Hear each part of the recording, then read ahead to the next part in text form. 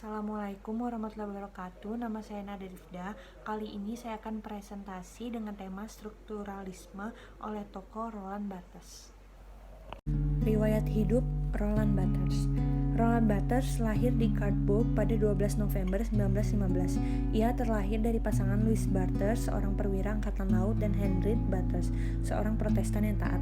Roland Barthes adalah filsuf, kritikus sastra, dan semolog Prancis yang paling eksplisit memperhatikan semiologi Ferdinand de Saussure. Bahkan mengembangkan semiologi itu menjadi metode untuk menganalisis kebudayaan.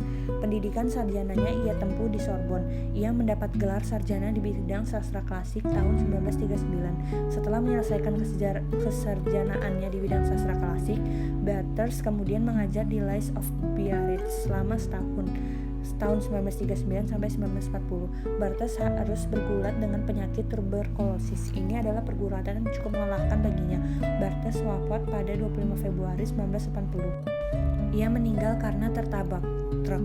Sosoknya boleh meninggal, tapi karyanya teruslah hidup. Selanjutnya, teori pemikiran semiologi Roland Barthes. Dalam teorinya, Roland Barthes masih memperlihatkan dengan jelas teori signifi milik de Saussure. Namun melalui Higgs-Mendelleev, Barthes menggunakan istilah expression untuk signifikan, the content, isi untuk signifi.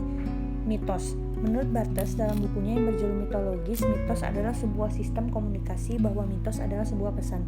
Mitos adalah mode panggilan, penandaan, sebuah wujud. Barthes percaya bahwa semua benda bisa menjadi mitos. Asalkan benda tersebut sudah mengandung pesan, maka benda itu menjadi mitos. Menurut Barthes, lain dari mitos adalah bahwa mitos tidak ditentukan oleh materinya, melainkan oleh pesan yang disampaikan. Mitologi adalah bagian dari semiologi, yaitu ilmu yang luas tentang tanda dan bentuk. Mitologi dan semiologi keduanya berurusan dengan nilai yang tidak hanya puas dengan fakta. Fakta merupakan tanda yang digunakan untuk mendefinisikan dan menjelajahi hal-hal lainnya. Selanjutnya adalah ideologi. Masyarakat kita adalah lahan istimewa penandaan mistis karena secara formal, mitos adalah instrumen yang paling tepat bagi pembalikan ideologis yang mendefinisikan masyarakat. Dengan memahami mitos dalam suatu masyarakat, maka kita dapat memahami budayanya. Lebih jauh lagi, mitologi mengubah nilai-nilai suatu budaya dalam kasus Barthes adalah budaya Borjuis Prancis menjadi nilai universal dan alami. Mitologi mengubah budaya menjadi alam. Mitos sebagai produk budaya. Barthes memberikan contoh dari sampul majalah Paris Match. Foto sampulnya menunjukkan seorang pria muda berkulit hitam sedang memberi hormat militer. Mata pria muda itu diangkat ke atas, mungkin sedang menatap bendera Prancis. Kenyataannya memang ada pria berkulit hitam yang difoto dalam pose menggunakan pakaian itu. Tetapi ada makna lain, yaitu bahwa Prancis adalah kerajaan yang besar, bahwa semua warganya tanpa diskriminasi warna kulit dengan setia melayani di bawah benderanya. Pengertian ideologi seperti ini terhadap teks kebudayaan tidak terhindarkan. Apa yang dimaksud dengan ideologi adalah proses di mana apa yang bersifat historis dan diciptakan oleh budaya-budaya tertentu dihadirkan seakan-akan tanpa masa, universal, dan alami. Selanjutnya, pemikiran Roland Barthes dalam karya-karyanya. Mitologis. Buku ini terdiri dari dua bab, yaitu pertama mitologis dan yang kedua Myth Today.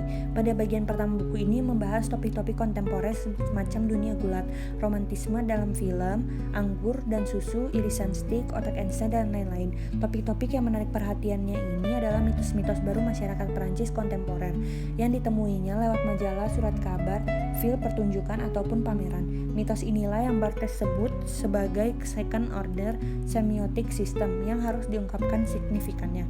Jabaran mengenai mitos-mitos masa kini dibicarakan pada bab Myth Today. Kedua, The Fashion System. Dalam buku ini, Barthes membicarakan tentang panjang lebar mengenai dunia mode. Dunia mode merupakan proyek model kaum aristokrat sebagai salah satu bentuk atau wujud pretis. Tata busana bukan lagi sekedar pakaian, tetapi telah menjadi mode. Peragaan busana menjadi simbol status kehidupan. Barthes tidak salah membidik salah satu aspek ini, mengingat Paris merupakan pusat mode dunia.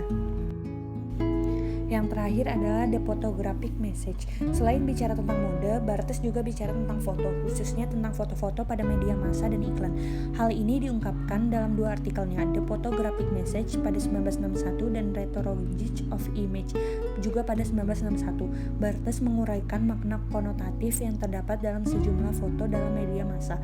Foto merupakan sarana yang sanggup menghadirkan pesan secara langsung, sebagai analog atau. Sekian presentasi dari saya, kurang lebih mohon maaf. Assalamualaikum warahmatullahi wabarakatuh.